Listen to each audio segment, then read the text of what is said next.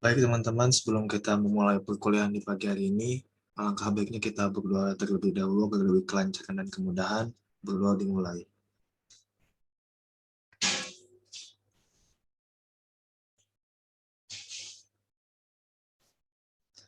Amin, selesai.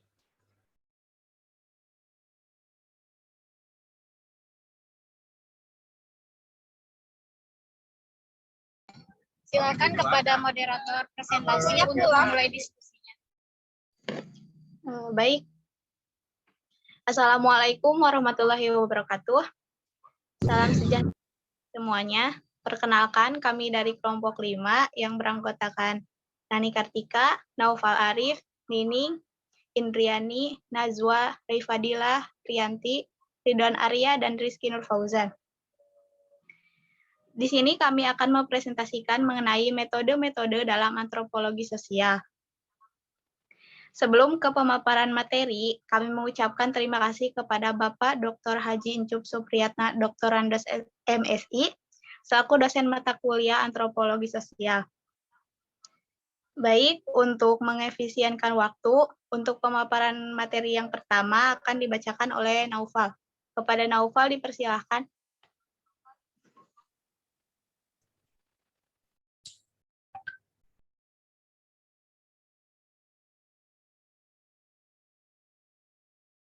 Baik, materi pertama yaitu Pemikiran Kunjaningrat tahun 1984 dan Syafri Sairin 2010. Antropologi berperan dalam memajukan pembangunan sosial di Indonesia. Apa yang tertuang dalam tulisan ini merupakan deskripsi bagaimana antropologi berjalan melalui pendekatan-pendekatan yang ada dalam ilmu tersebut. Metode atau pendekatan antropologi telah mengalami perkembangan sesuai dengan perkembangan kehidupan manusia. Kembalikan pada moderator. Baik, untuk materi yang kedua akan dibacakan oleh Rey Fadilah. Kepada Rey Fadilah dipersilakan. Baik, terima kasih. 5 metode yang berhasil dihimpun dari kedua tokoh antropologi Indonesia. Saya kembalikan ke moderator. Untuk yang ketiga akan dibacakan oleh Nining. Kepada Nining dipersilakan. Baik, 1 metode holistik atau menyeluruh. Masalah sosial budaya dalam rangka kehidupan masyarakat secara menyeluruh. Dikembangkan dalam fasenya untuk masyarakat pedesaan atau rural kecil yang dapat dicakup seluruhnya dalam suatu penelitian lapangan dan waktu yang cukup lama. Tahun 2010, pendekatan ini menekankan pada pemahaman dari keseluruhan jaringan dari fenomena sosial masyarakat yang diteliti. Selanjutnya, saya kembalikan kepada moderator. Terima kasih. Untuk selanjutnya akan dibacakan oleh Rianti. Kepada Rianti dipersilahkan. Metode mikro. Antropolog mempelajari rinci atau detail dari suatu gejala hingga terkumpul semua data yang sangat mendalam dan konkret mengenai suatu masalah sosial budaya tertentu. Data konkret dapat digunakan sebagai pedoman untuk menganalisa masalah-masalah serupa pada kasus-kasus lain sehingga didapat pengertian umum yang sangat mendalam terhadap masalah bersangkutan. Selanjutnya saya kembalikan kepada moderator. Baik, untuk selanjutnya akan dibacakan oleh Rizky Nur Fauzan. Kepada Rizky Nur Fauzan dipersilakan.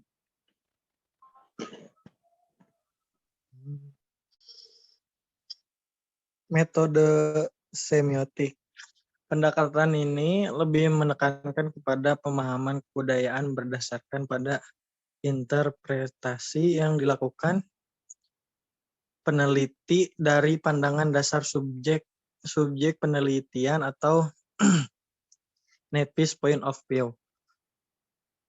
Sairin dalam tahun 2010 metode semiotik semakin banyak digunakan akhir-akhir ini, terutama dengan munculnya tokoh antropologi seperti Goodenough dan Cecil Gates. Dalam metode semiotik ini analisa yang bersifat theory description sangat ditekankan, meskipun pendekatan atau metode yang digunakan antropolog berbeda-beda. tetapi mereka umumnya tetap melakukan penelitian dengan metode disebut kualitatif dengan observasi partisipasi. Terima kasih, kembali ke moderator. Baik, untuk materi selanjutnya akan dibacakan oleh Ridwan Arya. Kepada Ridwan dipersilakan. Kemudian yang keempat ada metode komparatif. Metode ini menjadi kebiasaan antropologi sejak permulaan sejarahnya.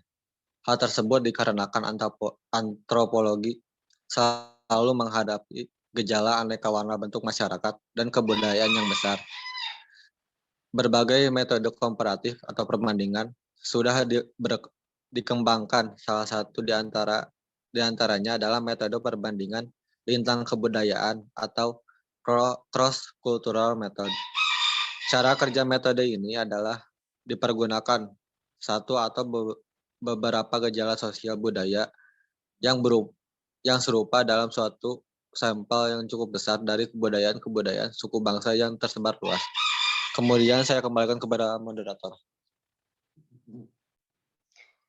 Selanjutnya akan dibacakan oleh Indriani. Kepada Indriani dipersilahkan. Metode behavioris. Metode ini hampir mirip dengan metode komparatif menurut Sairin pada 2010. Metode yang lebih mengarah kepada penelitian yang bersifat komparasi dari behavior atau tingkah laku berbagai segmen atau lapisan masyarakat dengan menggunakan kombinasi psikoanalisa, learning theory, dan antropologi budaya. Saya kembalikan kepada moderator. Baik, untuk materi terakhir akan disampaikan oleh Najwa. Kepada Najwa dipersilahkan.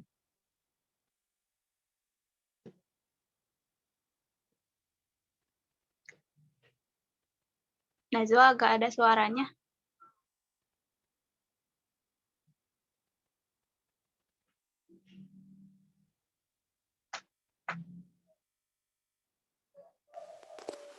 Dengan metode-metode yang khas tadi, ilmu antropologi dapat digunakan untuk melakukan penelitian terhadap beberapa masalah tertentu yang biasanya bersifat menghambat proses-proses pertumbuhan pembangunan ekonomi yang cepat. Antropolog diminta untuk menambah pengertian para perencana pembangunan dengan memberikan data mendalam mengenai masalah-masalah tadi melalui jalur penelitian atau jalur konsultasi dalam rapat-rapat kerja lokakarya atau seminar-seminar pembangunan. Terima kasih. Saya kembalikan kepada moderator. Alhamdulillah, semua materi sudah tersampaikan. Untuk sesi tanya-jawab, kami buka 3 pertanyaan terlebih dahulu. Kepada yang ingin bertanya, dipersilakan atau Rashen. Izin bertanya. Ya, izin bertanya. Izin bertanya nih, Pria. Yani Ragusti.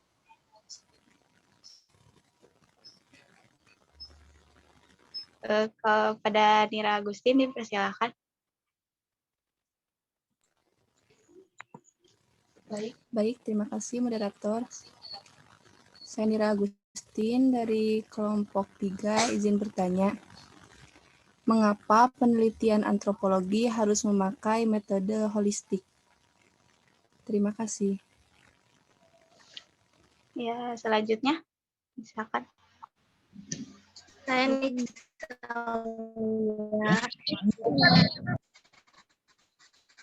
Kepada Nisa Aulia dipersilakan. Moderator, saya izin bertanya. Bisa sebutkan contoh permasalahan dan bagaimana cara kerjanya metode behavioristik. Terima kasih. Terima kasih. Pertanyaan terakhir, silakan. Izin bertanya. Ya, silakan. Siapa? Izin bertanya. Bismillahirrahmanirrahim. Saya Neng Sania, izin bertanya mengenai mengapa dalam metode semiotik analisanya lebih menekankan kepada simpatic description. Terima kasih.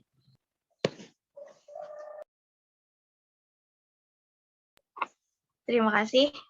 Izinkan kami untuk mendiskusikan pertanyaan terlebih dahulu. Maaf buat yang Neng Sania tadi tip apa gimana yang gimana? Yang bahasa asingnya itu loh. Specific description. Ya, makasih.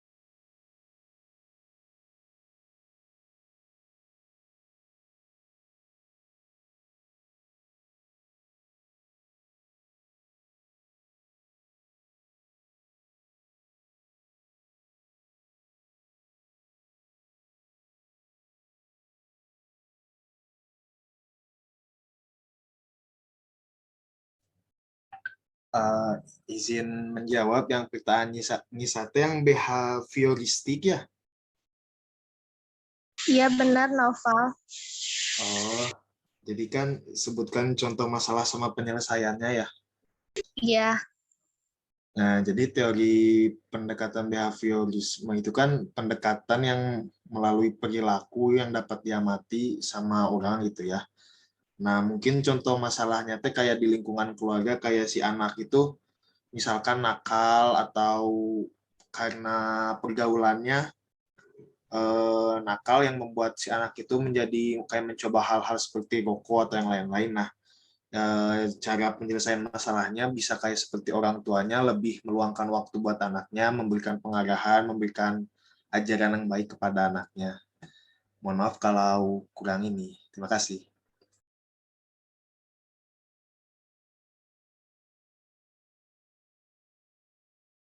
Terima kasih, Noval.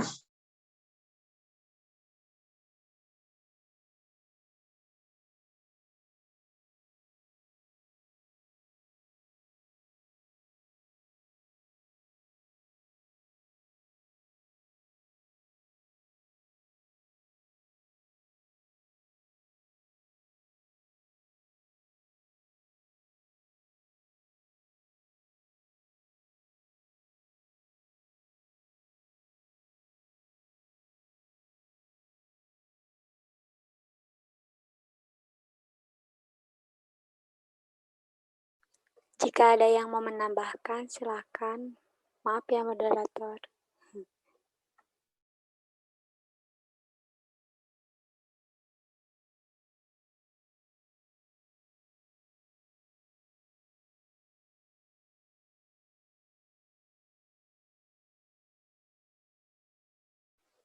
Jika tidak ada, mungkin saya akan mencoba menjawab pertanyaan dari Nira yang pertanyaannya.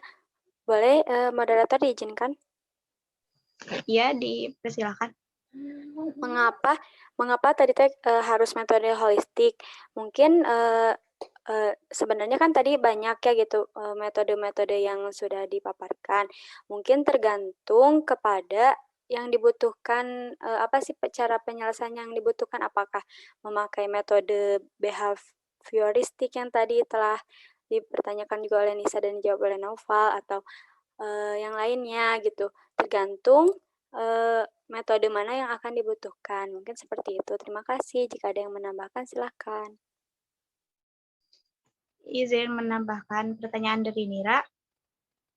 Menurut pandangan holistik, seorang peneliti antropologi untuk mengkaji setiap aspek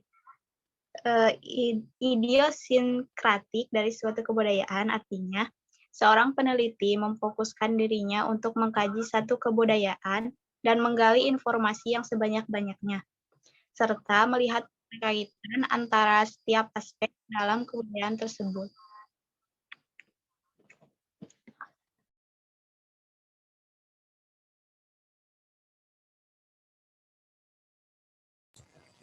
Terima kasih Najwa, Nani atas jawabannya.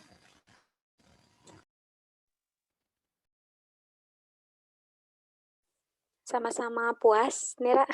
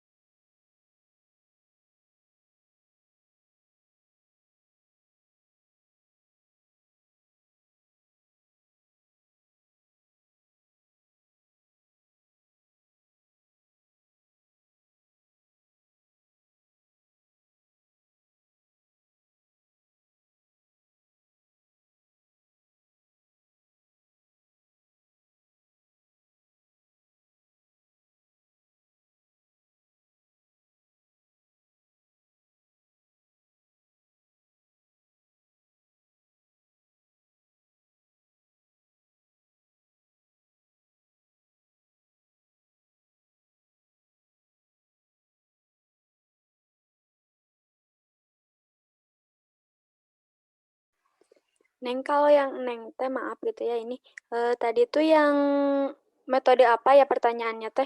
Kan yang description gitu bukan sih? Yang metode apa, Neng? Maaf ini teh kurang ini gitu. Metode semiotik. Yang metode semiotik, ya. Oke, Neng, makasih.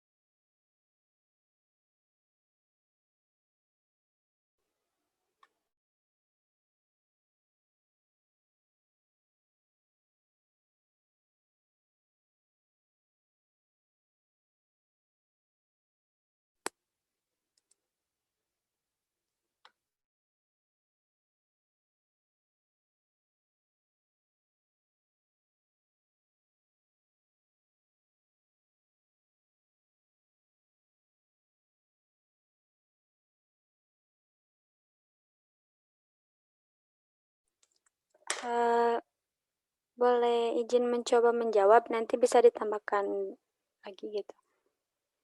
Kepada moderator, boleh mencoba. Silakan Najwa. Jadi katanya tuh, kan itu tuh siapa sih yang munculnya tokoh antropologi seperti Gerd Inhofe dan Clifford Geertz. Nah, Geertz meminjam sebuah contoh yang amat inspiratif untuk menjelaskan apa yang dimaksud dengan penjelasan mendalam atau thick description. Jadi thick description itu penjelasan yang mendalam. Ia mengumpamakan seseorang yang berkedip dan ngedipin, dalam bahasa Sunda lebih jelas ngicip gitu dan ngicipan.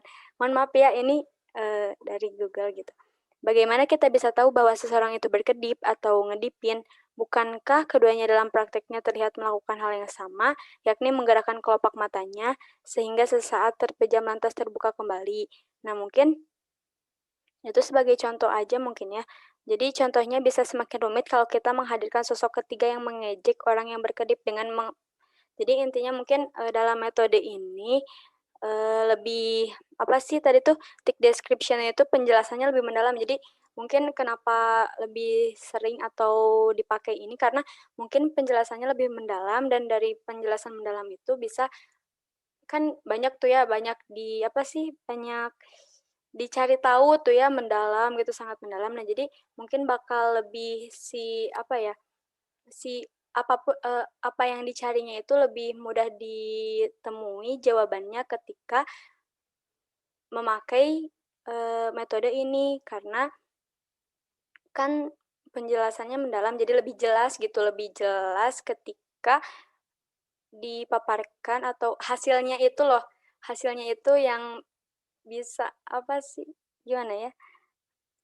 Mungkin ada yang bisa membantu gitu. Jadi thick description itu penjelasan mendalam, jadi kayak metode yang buat menyelesaikan masalah gitu. Mungkin ada yang bisa membantu menjelaskan apa yang bisa saya jelaskan gitu. Apa yang sudah saya jelaskan.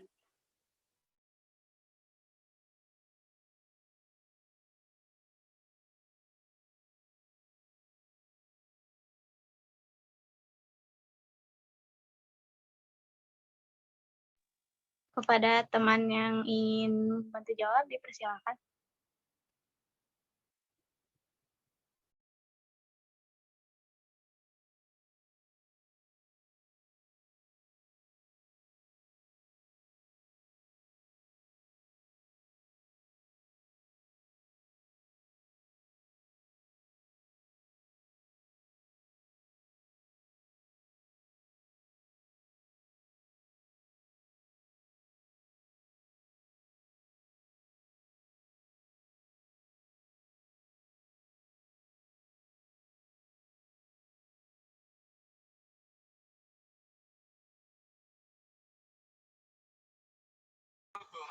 Terima kasih banyak kepada Saudari Najwa atas jawabannya.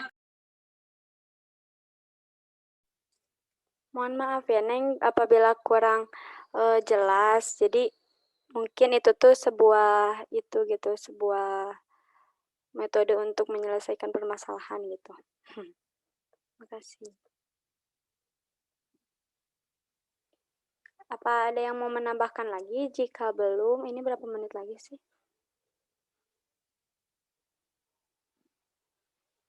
4 menit lagi.